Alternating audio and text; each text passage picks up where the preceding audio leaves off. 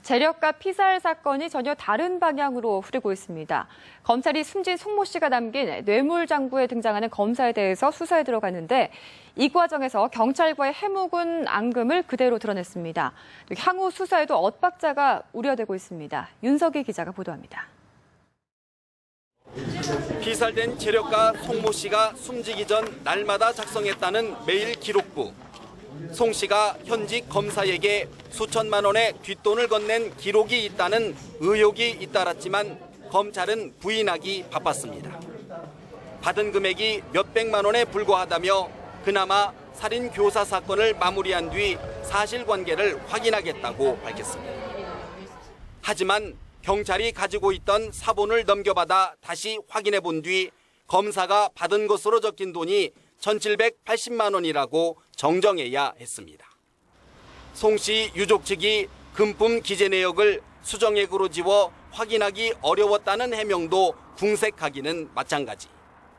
검찰이 현직 검사의 뇌물 수수 의혹이 커질 것을 염려해 일부러 숨겼거나 확인 노력을 게을리한 것 아니냐는 지적입니다. 경찰도 수사 혼선에 한몫했다는 비판에 직면하고 있습니다. 훼손되기 전에 장부 사본을 가지고 있었으면서도 장부를 보고 기록한 메모밖에 없다고 거짓말한 게 들통났기 때문입니다. 수사권 조정 문제 등에서 지렛대로 활용하기 위해 수사 자료를 감춰온 것이란 시각도 있습니다. 경찰은 현직 검사와 정치인 등의 뇌물 수수 의혹에 대해서는 검찰 수사와는 별도로 수사하겠다는 방침을 밝혀왔습니다. 여론의 질타를 받는 검찰의 모습을 은근히 즐긴 것 아니냐는 뒷말도 나옵니다. 검찰과 경찰의 석연찮은 수사 엇박자로 살인교사 사건과 로비 의혹을 제대로 규명할 수 있겠느냐는 우려의 목소리가 높습니다. 뉴스와이 윤석입니다. 네, 검찰이 확보한 송 씨 장부가 결국 훼손된 증거로 확인이 되면서 정관계 로비 의혹은 새로운 국면을 맞고 있습니다. 장부에서 지워진 인물이 검사 말고 더 있는지에 따라서 수사 확대 뇌관이 될 수도 있다는 관측입니다. 정영훈 기자가 보도합니다. 숨진 재력가 송 씨 아들은 검찰에 아버지의 장부를 제출하기 전에 모두 23곳을 수정액으로 지운 것으로 드러났습니다.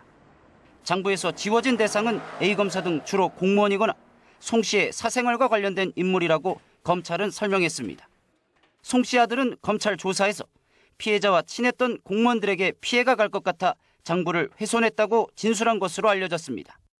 이를 감안하면 지워진 공무원은 장부에 적시된 사실이 드러날 경우 타격이 클 고위직이거나 건네진 돈의 액수가 큰 인물일 가능성이 있습니다. 아울러 자발적으로 장부를 훼손했다는 송 씨 유족의 말을 있는 그대로 믿기는 어렵다는 지적도 나옵니다. 누군가의 부탁을 받고 이름을 지웠을 가능성도 배제할 수 없다는 겁니다.